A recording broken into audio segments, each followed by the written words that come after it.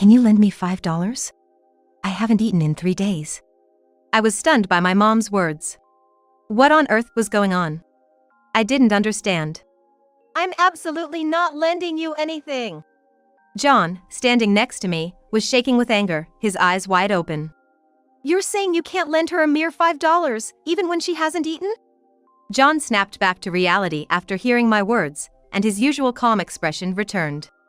I'm sorry. What I meant was that I won't be helping Tom with money anymore. I can understand where John is coming from. He probably thought that it wouldn't be surprising if Tom was using our mom to get money. My name is Amy. I'm a 55-year-old stay-at-home wife. I live with my husband John, who is 5 years older than me. Both our kids are grown up and moved out after getting jobs. It's a bit lonely, but John and I are enjoying a relaxed life since our parenting days are over. John is a man of few words, but he's kind and gentle. I've never seen him raise his voice. After retiring at 60, John was rehired by the company he worked for and commutes there about 3 days a week.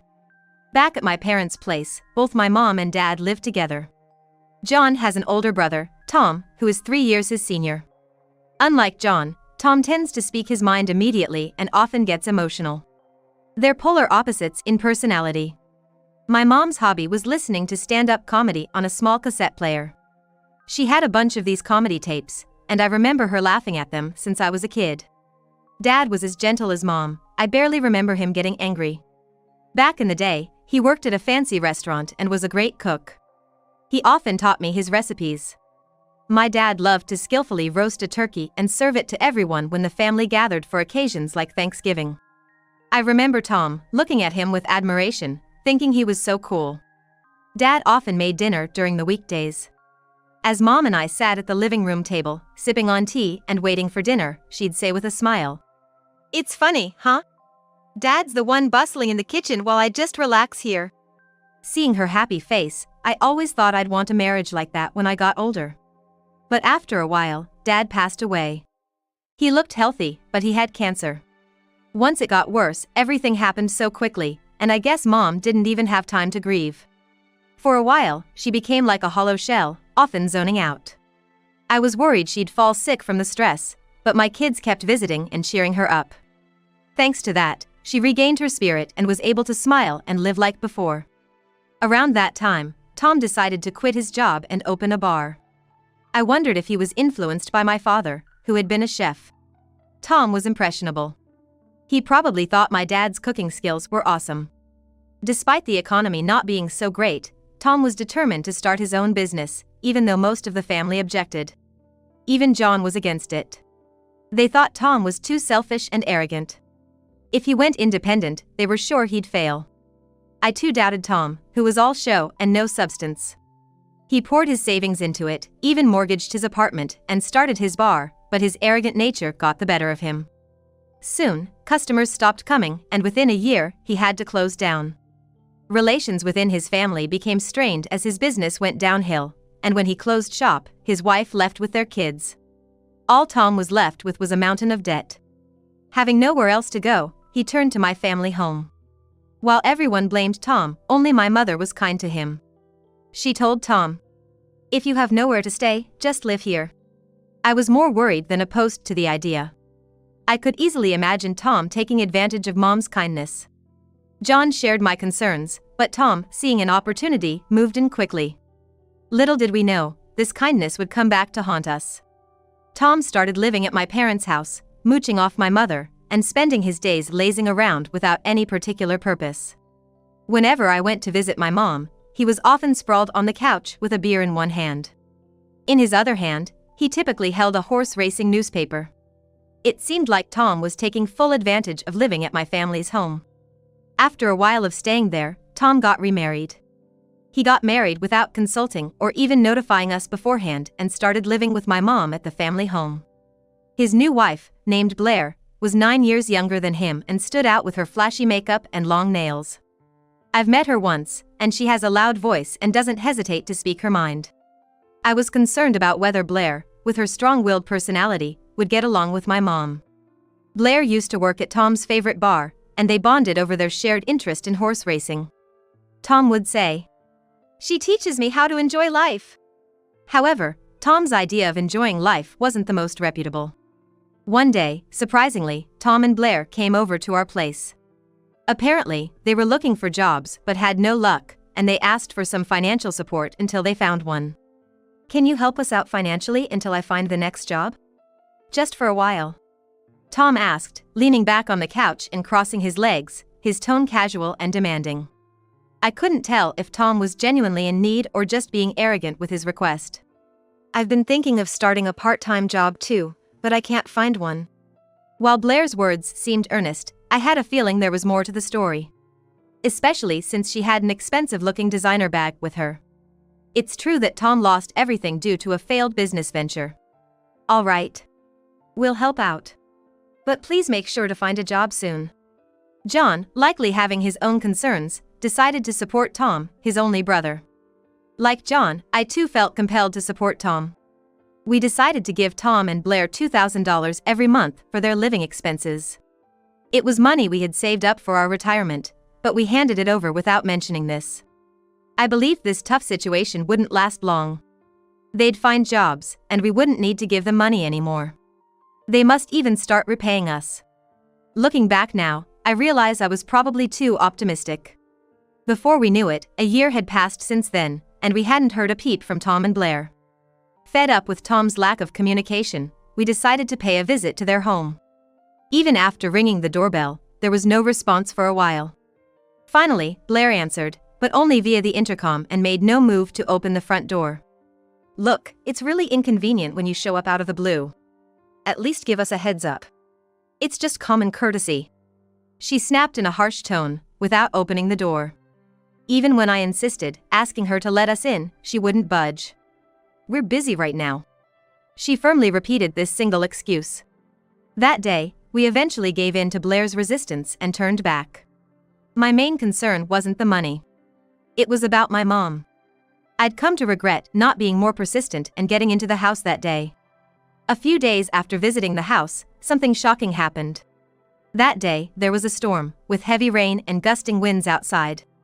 John and I decided to stay inside, closing the storm shutters early. Late into the night, as I was dozing off under my blanket, startled by the rain and wind battering the shutters, the doorbell rang repeatedly. Wondering what was happening, I woke up John to check things out. Looking at the doorbell camera, I was stunned to see my drenched mother. "Help me, Amy." My mother pleaded through the intercom. John and I rushed to the front door and opened it. Standing there was my mother, soaked from the rain, her hair a mess from the gusty winds, and leaves and grass stuck all over her. Moreover, she was wearing sandals, and her feet were covered in cuts. "Can you lend me $5? I haven't eaten in 3 days." I was stunned by my mom's words. What on earth was going on? I just didn't get it.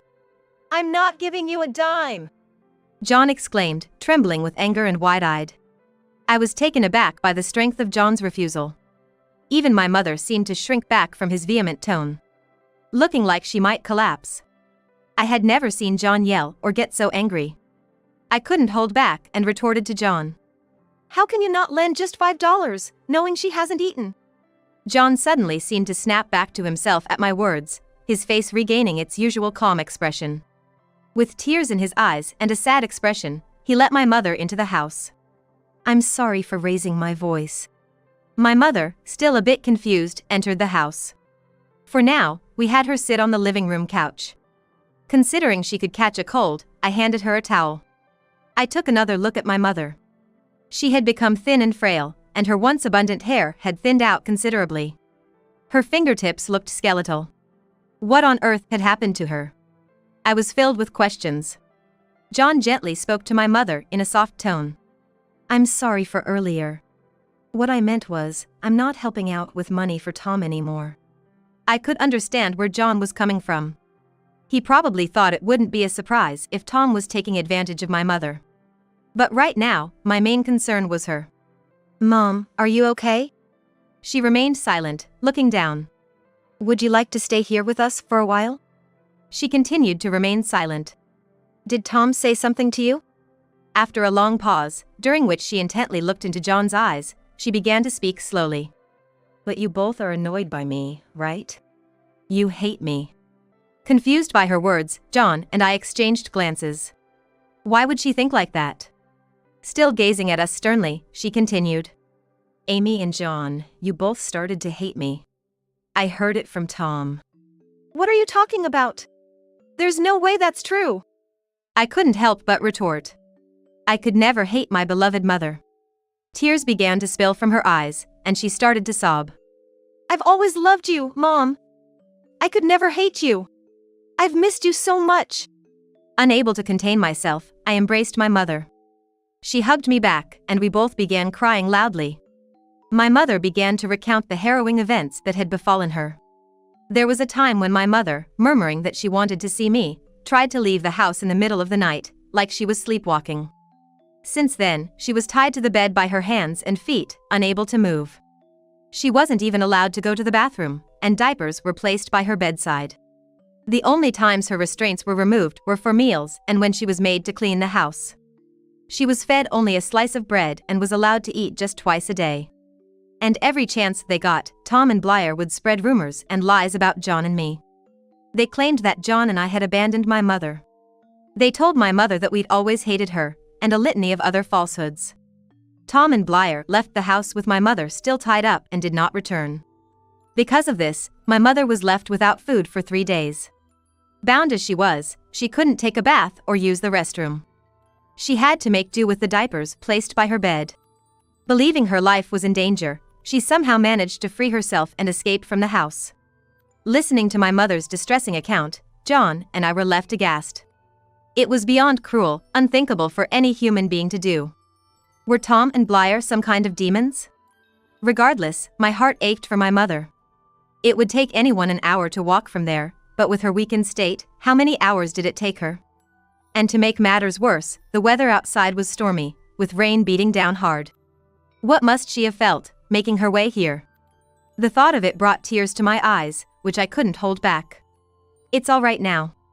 From now on, we'll protect you. Upon hearing these words, my mother repeatedly nodded, perhaps out of relief. What were Tom and Blair telling me then? To be frank, it was all lies. My mother looked taken aback.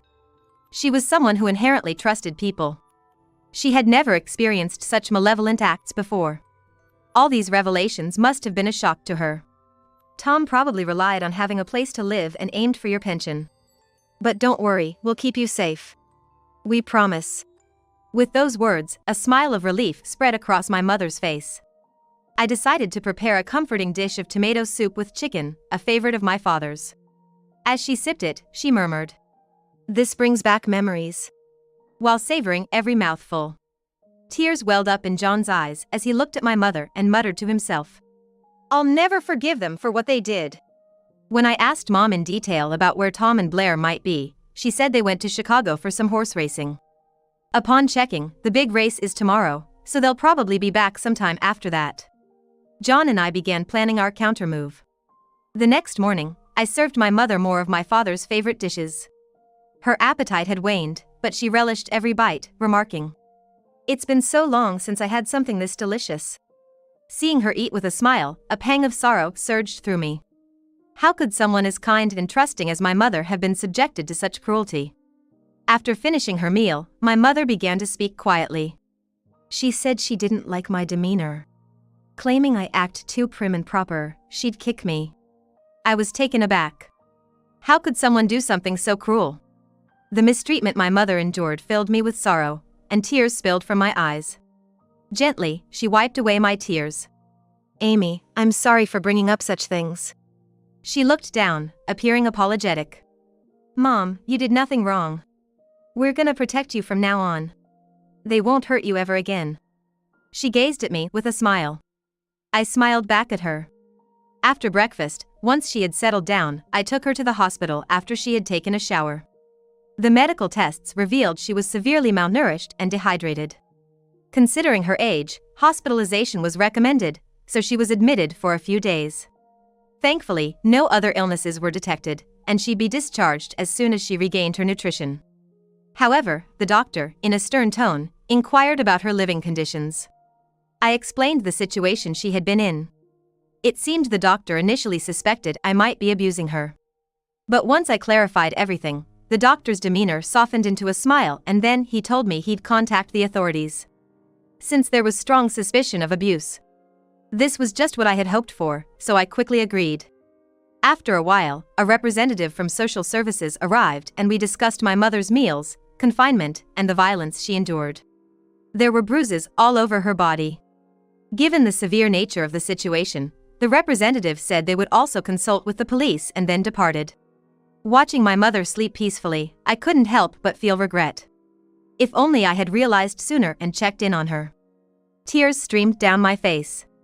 Mom, I'll never forgive them. They'll pay for this. I held on to her frail hand. She woke up, offering me a gentle smile. When you go to my house, please bring my boombox and my box of stand-up comedy tapes. It was something she loved. I nodded firmly in agreement. The next morning, John and I headed to Tom's family home. My anger far outweighed my sorrow. But John was even angrier than I was. We rang the doorbell several times, but no one answered. Thinking they weren't home, we were about to leave when we heard a groggy voice. Knowing that Tom and Blair were inside, we used our spare key to unlock the front door and entered the house. Seeing us in the living room, Blair looked shocked. What are you two doing here all of a sudden? She exclaimed. I confronted Blair. What's wrong with a child visiting her parents' house? She mumbled, struggling for words. Well, it's not like that, but... Looking around the house, I was appalled. It was cluttered with trash, and the smell of rotting food was overpowering. The floor felt sticky as well. This place is a mess. When was the last time you cleaned? John remarked with a sense of astonishment. Tom, lounging on the sofa, clicked his tongue in annoyance upon seeing us. It's because that hag doesn't clean. He muttered under his breath, and John reacted immediately. You mean to tell me you made her handle even the food waste? With piercing eyes, John glared at Tom. Tom put his hand over his mouth, as if realizing he had said too much, and quickly left the room. As he departed, John commented, You reek of alcohol. Have you been drinking all night? I turned my attention back to Blair. Her hair was disheveled.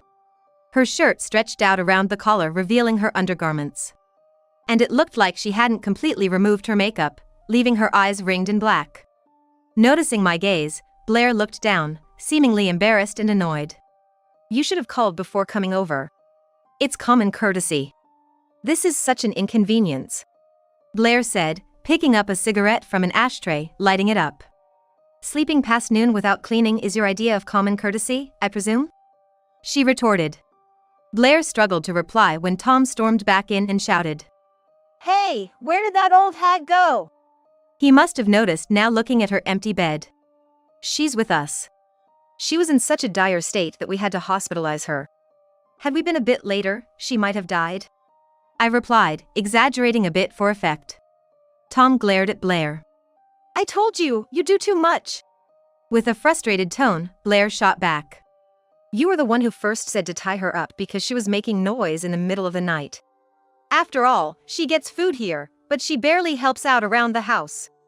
Listening to them trade blame, I was boiling with rage. She hadn't eaten in 3 days and didn't even have a single cent. It's unforgivable. With Tom not working and no income, what can we do? We're just trying to save. Even though both she and Tom appeared well-fed and healthy. But look at you two, healthy and plump, while she's starved. And where have you two been these past few days? It's none of your business. Blair answered, feigning indifference. John, noticing a horse racing newspaper nearby, grabbed and flung it at Tom.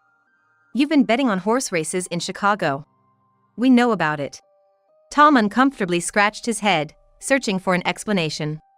Well, that's, I became furious with Tom and Blair's unrepentant, parasitic way of life, always taking from others.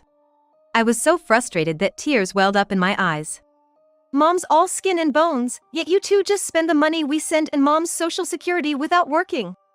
We know you've been partying with it. John must have been just as mad. He loudly confronted Tom. You two never even gave her decent food and even tied her to the bed at night, didn't you? According to Mom, Tom and Blair lived it up with the money John sent and her Social Security, wasting it on bars, horse races, and casinos. Where's your proof?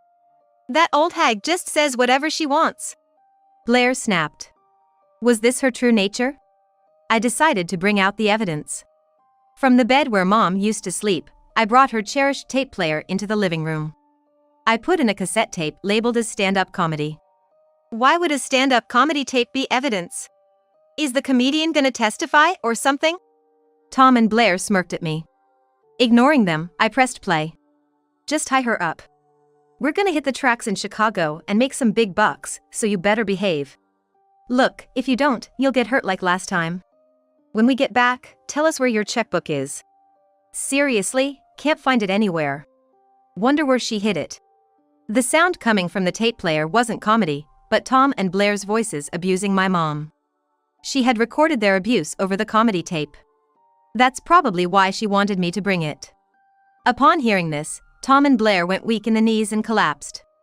Is this what Tom called the joys of life? It's all you guys' fault that my mom got so thin and frail.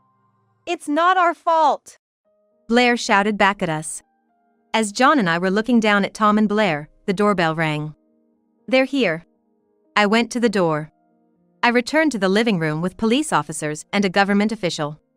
Tom and Blair looked shocked. The official showed them medical reports and a doctor's statement. The police went to check the bed. You two committed a grave crime. You'll pay for this. Let the police properly investigate and realize just how horrible the things you've done are. I handed over the abuse recording to the police. Tom and Blair will likely face the appropriate charges. John told Tom, I'm not gonna send you money anymore. We're cutting ties with you too. This house belongs to my mom. We're gonna sell it. Don't come back. Suddenly, Tom apologized. Probably he finally realized the gravity of his situation. Amy, if we lose this house, we won't have anywhere to live. I promise I'll really look for a job this time. Please give us a break. Following suit, Blair also said, I'll also help take care of your mother. Please, forgive us. The two of them seemed to finally realize the dire situation they were in, and with a change of heart, they apologized calmly. It's too late. We can't trust you two anymore. We'll change, I swear. Just give us one more chance. Just this once. How many times will they keep saying just this once? Do they really think we'll give in? You'll definitely pay for what you've done. Please, never contact us again. John pulled out a checkbook from a box containing a cassette tape. This is what you were desperately looking for, right? This checkbook contains the money my parents worked hard to save, and my father's insurance money. It was there all along? If only we had that. Oh no! They began to wail loudly. When they were taken away by the police, they were bad-mouthing each other. They resisted till the end. They cried and screamed the entire time. They were forcibly pushed into a police car and taken away. Evidence against Tom and Blair, aside from the audio recording of abuse, included bed restraints. Additionally, neighbors had heard Tom's loud rants and Blair's shrieks during the night and testified to the abuse. Upon further investigation, it was discovered that a large insurance policy had been taken out on my mother, and they were being rigorously interrogated every day. The police shared this information with me during their interviews. They were certain to be found guilty and face a severe sentence. They are likely going to spend some time in prison. I hope they truly face their crimes and atone for them. I'm pressing charges against them for damages. After their release, they'll probably be paying for the rest of their lives. I told John the first wanted to live with my mom. John readily agreed. Yeah, let's live with her. After discussing with my mother, we decided to use the money from selling the family house to renovate ours. Even though Mom, John, and I are getting on in years, it's a new beginning for us. It's quite exciting. Mom seems to be looking forward to it, chatting happily with the architect about wanting a spacious kitchen and such. Our peaceful days continued until my eldest son's wife announced her pregnancy. She mentioned wanting to raise her child at our home after giving birth. Her parents are currently on an overseas assignment, so she turned to us for support. It will be my first grandchild and my mom's first great-grandchild. Our quiet days are on hold for now, and it seems we're gonna be busy for a while. There's something I've been wanting to ask Mom someday. Do you think John and I are like you and Dad were as a couple?